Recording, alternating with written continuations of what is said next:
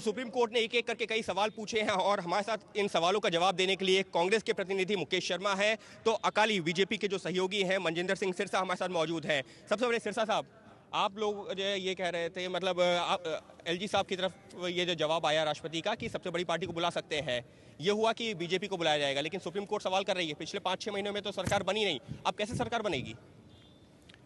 हमने तो कब कहा है, ये तो जब माननीय लेफ्टिनेंट गवर्नर साहब अगर कोई किसी पार्टी को अगर बुलावा देंगे तो वो पार्टी जवाब दे सकती है, लेकिन अभी तक हमें तो कोई बुलावा आया नहीं कहीं से भी। और आज हम जब तक कहीं से भी कोई इनविटेशन नहीं आता तो हम तो उसको जवाब देने के तब तक हमारे पास तो कोई आज भी इनविटेशन नहीं है, हम कोई जवाब दे भी नहीं सकते। सबसे बड़ी पार्टी होने के तौर पर आप लोगों को न्योता मिलना चाहिए?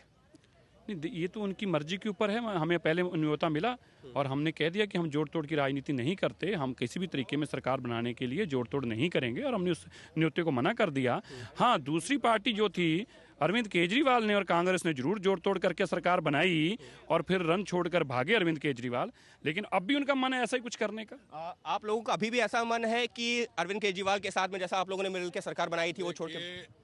श्री अरविंद केजरीवाल और उनकी धोखेबाज आप पार्टी के साथ कांग्रेस पार्टी कभी भविष्य में कोई समर्थन लेने और देने पर किसी प्रस्ताव पर विचार नहीं कर रही। आज जिस तरीके से सुप्रीम कोर्ट में इस बात आपको कह दूं कि मुझे और देश के और दिल्ली के लोगों को जानने का अधिकार है कि जब सिंगल लार्जेस्ट पार्टी होने के नाते डॉक्टर हर्षवर्धन जी को इन्हीं लेफ्टिनेंट गवर्नर साहब नजीब जंग साहब ने बुलाया था, तो उन्होंने बड़े शानदार तरीके से नैतिकता का पूरा पाठ पढ़ाया था दिल्ली के लोगों को कि हम अनैतिक तरीके से सरकार नहीं बनाएंगे, हमारे पास बहुमत नहीं है।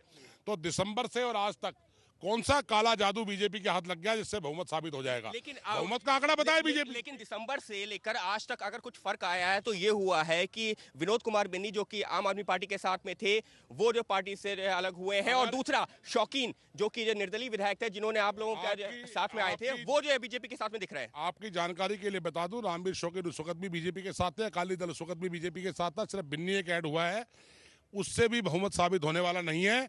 और दल बदल विधेयक लागू है, किसी पार्टी में टूट नहीं होने जा रही। कांग्रेस पार्टी ये मांग करती है कि दिल्ली के 1.5 करोड़ लोगों से अन्याय समाप्त हो और आप पार्टी और भाजपा नूरा कुश्ती बंद करें और दिल्ली में चुनाव। आप लोगों के साथ में रामवीर शौकीन पहले भी साथ में थे, क्योंकि जब वहां वोटिंग हुई थी तो उस दौरान रामवीर शौकीन जो है लगातार अरविंद केजरीवाल के साथ में नजर आ रहे थे वोटिंग के दौरान। तो नहीं, देखिए, रामवीर शौकीन किसके साथ थे वो आप जानते हैं, अरविंद केजरीवाल के साथ थे, पर इस बात का विषय ही नहीं है हमने कब कहा वो किसके साथ थे या नहीं थे। विषय आज ये है, हम जब ये बात कहेंगे हम सरकार बनाने जा रहे हैं, जब हम कहें कि कुछ ऐसा करें, जब तो हमसे ये सवाल पूछे जाएं। जब हमने पहले सरकार बनाने से मना किया, आज जब हम सरकार बनाने की हाँ करेंगे फिर तो आप हमसे ये सवाल पूछे हमने कब कहा हम सरकार बनाने जाएंगे। जब हमसे पूछा जाएगा, माननीय उपराज्यपाल हमसे कहेंगे सरकार बनाने की, तब हम इस बात का माकूल जवाब देंगे, दिल्ली के लोगों की भावनाओं का ध्यान रखते हुए जवाब देंगे।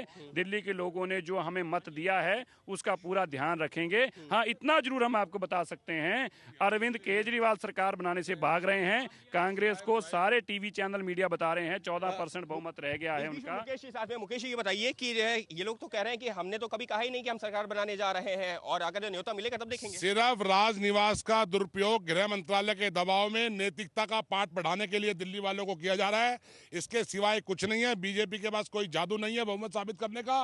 विधानसभा भंग होगी, लेकिन पिछले 7-8 महीनों में दिल्ली को लावारिस छोड़ने के लिए भाजपा और अरविंद केजरीवाल की नूरा कुश्ती जिम्मेदार है, ये कांग्रेस का आरोप है। यानी साफ तौर पर कांग्रेस यही कह रही है कि चुनाव होने चाहिए, नूरा कुश्ती नहीं होनी चाहिए, तो बीजेपी कह रही है अगर न्योता मिलेगा तब का तब देखेंगे।